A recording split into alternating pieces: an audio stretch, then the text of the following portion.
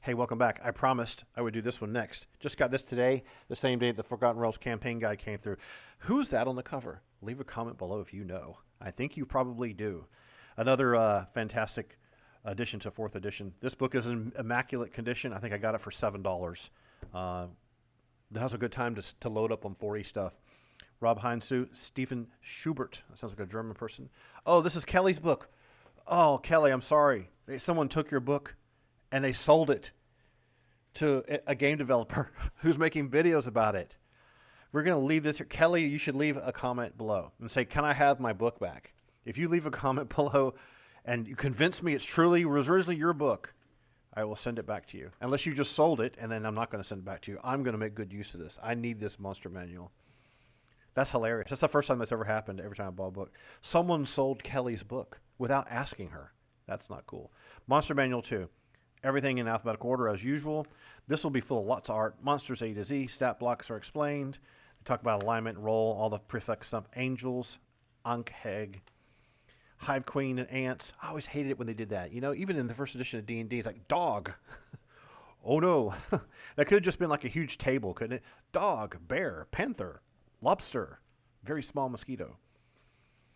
Earth Archons, Storm Archon, Lightning Walkers, Archons. These are great. You've seen these in Diablo and everywhere else in the world. Everyone makes these floating suits of armor since Mary Poppins, right? Bargeist Battle Lord. That's cool. Oh gosh, a Behir. He's been around forever. That's a great piece of art for that guy. Wasn't he originally in the Fiend Folio, or was it Monster Manual 2? I think it originally appeared in one of the old school AD&D modules, like Caverns of Sojkanth or whatever it was. Leave me a comment and let me know, where did the Bahir originally come from? Was it in the Dragon magazine? I can't remember. Beholder Goth, the Eye of Frost. That's cool. Oh, look, a Beholder. The ultimate tyrant. Okay, we all know about him. Bullywugs. They're the ones from the Dwellers in the Forbidden City. In fact, someone left a comment the other day about the Dwellers of Forbidden City. His adventure had done in my giant storyline video. One of the comments from one of the guys was talking about how before they didn't do the Dalta Drow and all that kind of stuff. And after the one adventure, they went off into a jungle, got teleported randomly to a jungle by using that infinity chain that's at the end of Setting of the Hill Giant Chief. And they went to this jungle somewhere. I don't think it was the Medio jungle. And they end up doing the Dwellers of the Forbidden City and follow the whole storyline. I think that's how the story goes. Bullywugs have been around for a long time. They're not Teenage Mutant Ninja Turtles, but they're basically bullfrogs. Centaurs. They don't even get a picture. Okay, there they go. There's a cool picture of them. All different types of classes. I always like it when they do that. You know, they had centaurs in the last damn WoW expansion. They were obnoxious as the hell. Centaur Hunter, Ravager, Fey Charger, Campaigner. So it's basically like assigning character classes to a humanoid style, living, breathing, talking animal group. Centipede or whatever. Chaos Shards. I never liked these kind of things. I always thought, oh, you're being attacked by a large glowy mood ring. Cockatrice, been around forever. Colossus, classic. Try to pronounce that right. Quetzal, a Quetzal. That is a Maya or Aztec mythology creature. Cyclopses, that's great. Dark Mantle. Well, that's a great picture. That's scary, isn't it? Looks like something from an alien planet. It almost looks like it would be a combination of, what, a squid and a bat? This thing's been around for a while, too. I remember this in AD&D. I can't remember exactly where it appeared. Sorry, I'm getting off center here. Oh, it's Demogorgon. But I never imagined him as being orange. Like, I never imagined him having, like, the baboon face with the butt cheeks on his face and the red orange hair, Scott Weiland hair. I don't know. I always imagined it being more dark and I mean the baboon head and stuff was cool, but I just don't remember. I never visualized him like that. But it's a cool picture. It just needs a middle ground. It's like foreground and background. The orange is just too much. It seems kind of weird. Dagon, Kazul, Exarch of Demogorgon. Cool. Therak, Exarch of Demogorgon. Okay, so he's got cronies. Doom Flayers. Oh. Shrieking Cultist of Demogorgon, Abyssal Marauder, and Berserker Prelate of Demogorgon. That's a great picture. Very intimidating. This one's kind of neat. Demons. Abyssal Rot Fiend. That's a great picture. Wow. There's a time frame in the game industry and the comic industry and other industry where the illustrations were so powerful. They hadn't been rushed out the door as much. The artists were making their name as best they could with these kinds of things, and they were just really putting everything into their artwork. I love it how they did that. Let me just block this call from this random spam person. Excuse me a moment. I hate when people, there's so much spam you get on your phone these days. It's really annoying. It's like, would you go away and die? I don't know who you are. You're not subscribed to my channel. Go away. Needle Demon Lord. This is wonderful. Pardon the interruption. Nicodemon. Rune Spiral Demon. Yokel. She was also, as a handmaiden of Lolth, she appeared in, was it the Queen of the Demon Web Pits? Not Pips. Pits. That was a crazy, nasty, creepy thing. Divas. Okay, that's wonderful. More devils. Oh gosh, this is great. This is all classic, first edition D&D guys, devils and demons and stuff like that, all brought back together again, put into fourth edition. I remember this guy. Wasn't the monster in the Stranger Things thing ripped off from this guy with this three-tiered mouth? Or it was something like that. This dimensional marauder. I mean, this is like 2008. When was this book published? When was Kelly's book published? Let's see. Let's see our credits here. First printing May of 2009. I was still in Budapest back then. A Jinn, or Genie. Dire Guard. Oh, good. Then they did variations of Genies. Jinn Sword, Windbow, Storm Sword, Sky Lords. That's great. I always thought these types of characters were wonderful. The whole lore behind granting 3 wishes and coming from a bottle and sounding like Robin Williams just is a great idea. All right. Dragons, metallic dragon lore, adamantite, copper dragons, elder dragons. Oh gosh, you can't have Dungeons and Dragons without dragons. These are great, beautiful pieces of artwork for these guys. Level 17 controller, adult gold dragon. Iron dragon. Wow, what a great piece. Wouldn't you like to have that on your wall, like 3 foot by 4 foot long painting? Magnificent. Young Iron Dragons, Elder Iron Dragons. Wow. Great artwork. Man. It seems to be like there's 4 or 5 artists in this one. Like this one, you can tell this person's art is really signature. And some of the other ones look like standard sitting pieces. Just amazing. Dracoth groups. Durgar, which is, Underdark stuff. Yep, these guys were angry doors with really burned skin. Eladrin, which is like the new elf kind of group they added, very Lord of the Rings influenced feeling, Galadriel vibe. That's nothing wrong with that. Dust Devils, more elementals, Mud Lashers, etc. Tempest Whips. Oops, don't tear the pages, dude. Take care of your book. Kelly's book, Fell Taint, nasty. Fey Incanter Vestige, Fey Lingering Lore, Lingering Fell Incanter. They look like people. Interesting. The passions and obsessions of some strong-willed Eladrin can drive them even after death. When their physical forms are ruined, their spirits lash out at their slayers.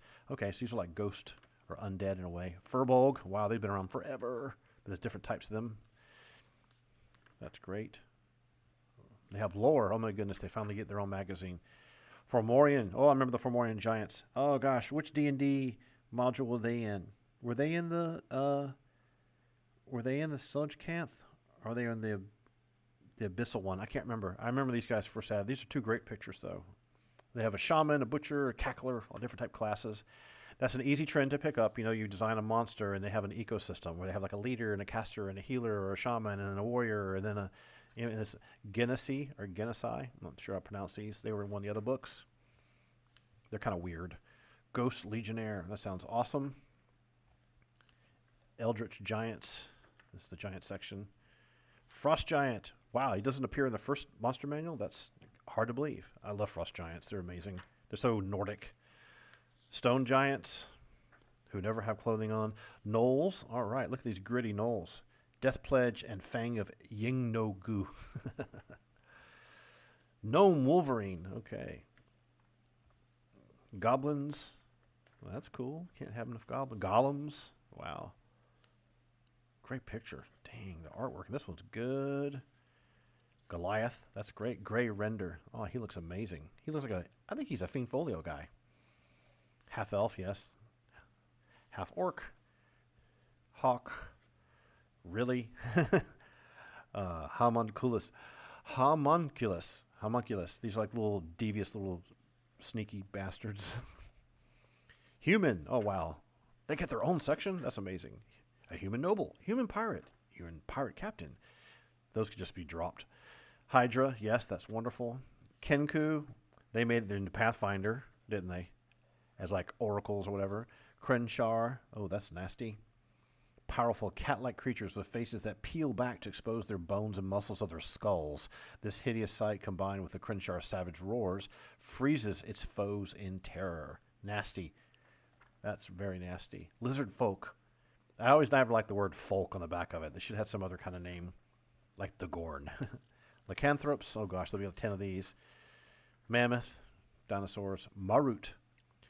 Valuing order and oath of service, Marut hones its skill for a particular purpose. Marut serve other entities as mercenaries and serve their own mysterious ends. That's kind of vague. I wonder what they do. I'll have to read up on them. I never heard them before. Marut prosecutor, executioner, Marut lore. Bargaining with Marut is inscrutable, being a cosmic balance. Was there alignment for these guys? Let's see what's up with this. Unaligned. Supernatural. Okay. Super null. That's their language. Sorry, I miswrote that. Myconids. Vault of the Drow. Mushroom people. Neogi or Neogai. They're nasty. Art's kind of weird on that one. Nothic. That's nasty looking. Big old eye and a gibbering mouth. An Oni. I think that's a Japanese lore creature in mythology. Yep, I believe that is. An ooze. What a surprise. Gray ooze. Green slime. Those are just so classics. Folark or Felock. Interesting. Hard to know what that is. Remorhaz. Oh my gosh, what a classic monster. Glacial Riftler, Frost Giant Jarl. Swallowed whole. Be careful. Rust Monster. They've been around forever. They got a lot of the old classics in here that I'm surprised they didn't go into Monster Manual 1. You know, they couldn't make one book that cost $220 that held 5,000 entries in it, so they had to break it up into Monster Manual 1, 2, and 3, and probably make more money that way. Shadar Kai, I don't know what these are. These shadowy humanoids pursue pleasure and pain, depravity and hedonistic excess, any rush of sensation to forestall the Shadowfell's gloom. Oh, so they're teenagers. Okay. Shark. A skeleton... Slod. I like the Slod. I did an adventure because called the Silver Sword of the Githyanki Queen in high school.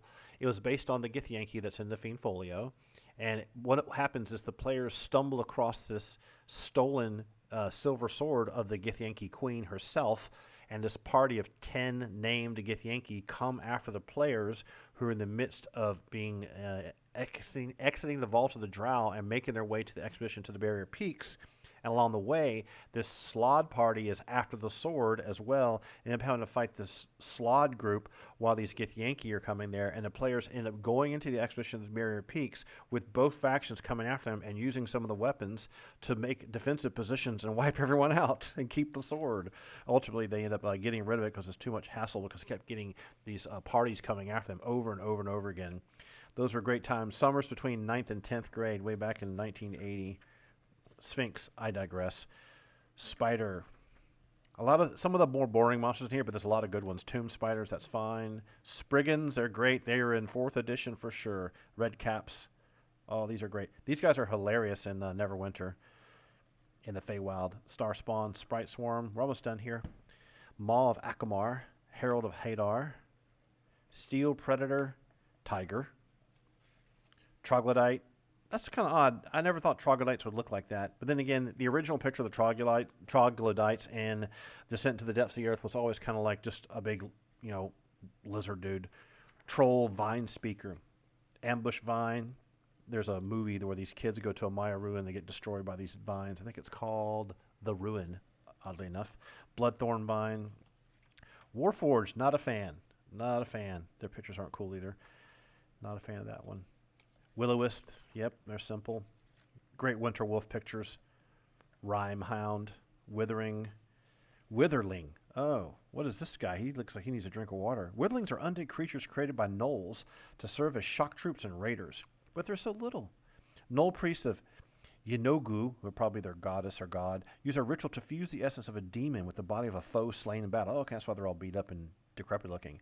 The result is a shrunken, emaciated creature that has a ghoul's paralyzing touch and a demon's relentless frenzy. I believe that. That's pretty cool. Just put a torch on him and burn him to death. A wood woad. Zorn, been around the block, and we're almost done. And we're just into glossary.